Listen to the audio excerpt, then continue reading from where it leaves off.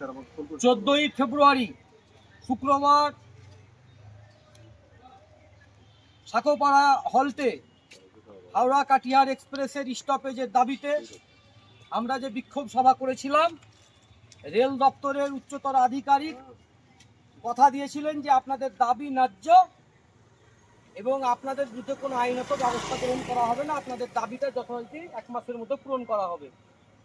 তারপরেও রেল দপ্তর তুগলুকিপনা করে আমাদের 11 জনের নামে, আন্দোলনকারীদের নামে সমন পাঠিয়েছিলেন।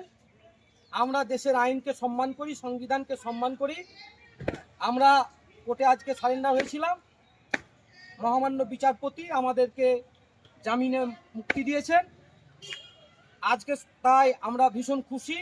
দেশের বিচার ব্যবস্থা, দেশের সংবিধান, দেশের আইন ব্যবস্থাকে আমরা স্যালুট করি, আমরা গর্ব অনুভব করছি। পাশাপাশি আপনাদের মাধ্যমে এটাও পরিষ্কারভাবে বলছি যে এই 11 জনকে জামিন নিতে হলো, তার মানে এই ভয় পেয়ে যাব আমরা, এটা ভয় পাওয়ার পাত্র নয়।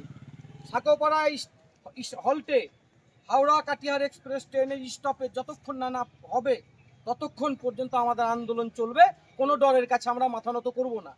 কি নির্মম হলে পরে একজন 76 বছর বয়সী মনিরুদ্দিন কাকার নামেও তাকেও জামিন নিতে হলো এই রমজান মাসে কোর্টে এসে।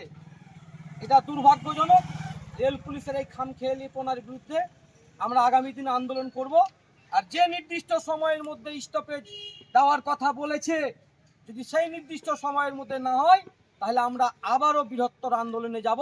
আমরা ডরাই না, আমরা দেশের সংবিধান মেনে চলি। সংবিধান যে পথ দেখিয়েছেন সেই পথে আমরা গণতান্ত্রিক শান্তিপূর্ণভাবে আগামী দিন আমরা বৃহত্তর আন্দোলনে যাব।